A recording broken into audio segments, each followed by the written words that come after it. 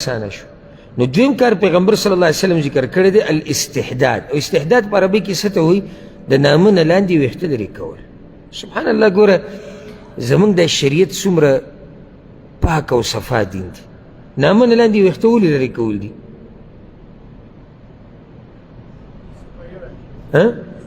چې صفایي راشي، د پلیتۍ نه بچ شي.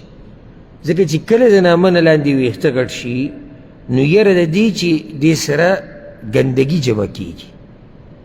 بله دا چې دا د ښځې خاوند په یو بل حق دی، د ښځې خاوند په یو بل حق دی. دا چې ویښته پرېږدي. او ځکه پیغمبر صلی الله علیه وسلم صحابه کرامو ته صحیح مسلم کې د حدیث انس بن مالک رضی الله عنه وایي موږ ته ټیم ایښودی شوی و، وقت لنا في قص الشارب وتقليم الأظفار ونطف الإبط وحلق العانة ألا نترك أكثر من 40 ليلة.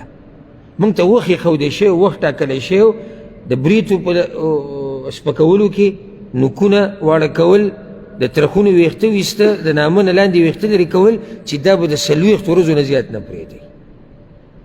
40 ورځو نه به زیات نه پرېږدئ. ولې چې 40 ورځو نه چې دا واوړي نو دې سره منظر هم بد ښکاري او ګندګي هم جمع کېدی شي دغه ویښتو کې.